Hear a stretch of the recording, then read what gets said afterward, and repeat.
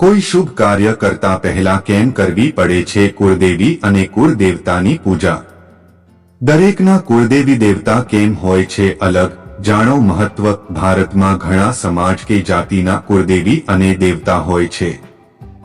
શું તમે જાણો છો કે આખરે કુળદેવતા શા કારણે પૂજવામાં આવે છે? જાણવા માટે વિડીયોને છેલ્લે સુધી જુઓ.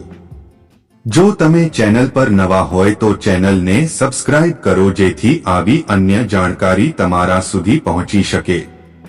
જય માતાજી મિત્રો, હિન્દુ સનાતન ધર્મમાં ઘણી પરંપરાઓ સદીઓથી ચાલી આવે છે જેનું આજ સુધી પાલન કરવામાં આવે છે. આ પરંપરાઓમાંની એક છે કુળદેવી દેવતાઓની પૂજા કરવી.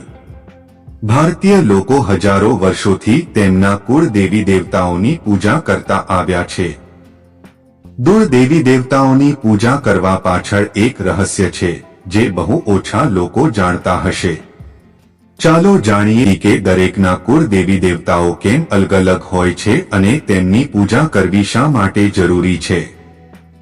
તમે એ પણ જાણી શકશો કે જો તમે કુળદેવી અથવા દેવતાઓની પૂજા ન કરો તો શું થઈ શકે છે. ક્યારે કરવામાં આવે છે કુળદેવી અને કુળદેવતાની પૂજા? જન્મ, લગ્ન વગેરે જેવા શુભ કાર્યોમાં કુળદેવી દેવતાઓની તેમના સ્થાને પૂજા કરવામાં આવે છે અથવા તેમના નામથી તેમની સ્તુતિ કરવામાં આવે છે.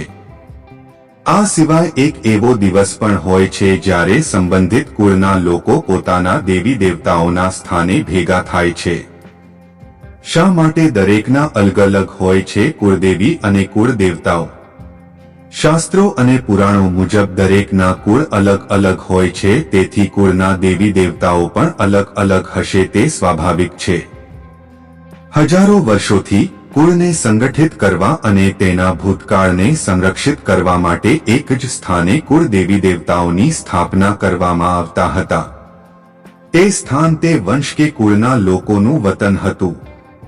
હું તમને એક ઉદાહરણ આપીને સમજાવું. ઉદાહરણ તરીકે, જ્યારે તમારા પરદાદાના પરદાદાએ ગમે તે કારણોસર ક્યાંકથી સ્થળાંતર કર્યું હશે અને તેમના પરિવારને અન્ય કોઈ જગ્યાએ વસાવ્યો હશે, ત્યારે તેમણે ચોક્કસપણે ત્યાં એક નાનું મંદિર અથવા મંદિર જેવું સ્થાન બનાવ્યું હશે જ્યાં તેમણે તમારા કુળદેવી દેવતાને સ્થાન આપ્યું હશે. પ્રાચીન કાળમાં એવું બનતું હતું કે મંદિર સાથે જોડાયેલ વ્યક્તિ પાસે એક મોટી પોથી હતી જેમાં તે લોકોના નામ, સરનામા અને ગોત્ર લખતા હતા. જે રીતે ગંગાના કિનારે બેસીને કોઈ તીર્થ પુરોહિત કે પૂજારી તમારા કુળ અને ગોત્રનું નામ લખે છે તે રીતે આ કાર્ય હતું. તમે કદાચ તમારા પરદાદાના પરદાદાનું નામ નહીં જાણતા હો, પણ એ તીર્થ પુરોહિત પાસેથી તમારા પૂર્વજોના નામ લખેલા હોય છે.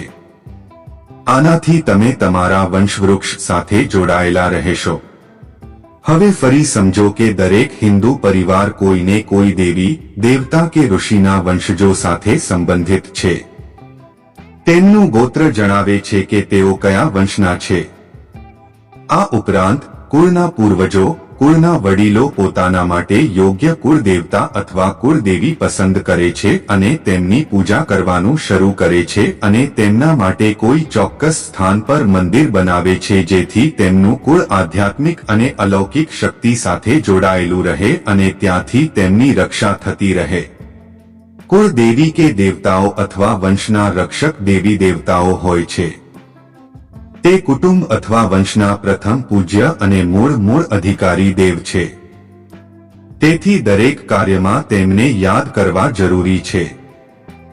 તેમનો પ્રભાવ એટલો મહત્વપૂર્ણ છે કે જો તેઓ ક્રોધિત થઈ જાય છે તો હનુમાનજી સિવાય અન્ય કોઈ દેવી કે દેવી તેમનો દુષ્પ્રભાવ અથવા હાનિને ઘટાડી અથવા રોકી શકતા નથી. કુળ દેવતાઓ નારાજ થાય તો શું થાય? એવું પણ જોવામાં આવ્યું છે કે કુળદેવી દેવતાઓની પૂજા બંધ કર્યા પછી થોડા વર્ષો સુધી કોઈ નોંધપાત્ર ફેરફાર થતો નથી, પરંતુ જ્યારે દેવતાઓનું સુરક્ષા ચક્ર દૂર થાય છે ત્યારે પરિવારમાં ઘટનાઓ અને અકસ્માતો થવા લાગે છે. સફળતાઓમાં અડચણો આવવાનું શરૂ થાય છે. જેમ કે ગૃહ કંકાસ, ધનની કમી, ઉપદ્રવ અને અશાંતિ શરૂ થાય છે અને વંશ સરળતાથી આગળ વધતો નથી. તો મિત્રો મારું એટલું જ કહેવું છે કે દુનિયાના ગમે તે ખૂણે રહેતા હોય પણ પોતાની કુળદેવી દેવતાને ક્યારેય ન ભૂલવું જોઈએ, તેમની પૂજા હંમેશા કરવી જોઈએ, તો જીવનમાં કોઈ દિવસ દુઃખી નહીં રહો। તો મિત્રો તમને આ જાણકારી પસંદ આવી હોય તો વિડીયોને લાઈક કરી ચેનલને સબસ્ક્રાઇબ કરવાનું ભૂલતા નહીં અને કોમેન્ટમાં પોતાની કુળદેવીનું નામ લખતા જજો। જય મા ભવાની।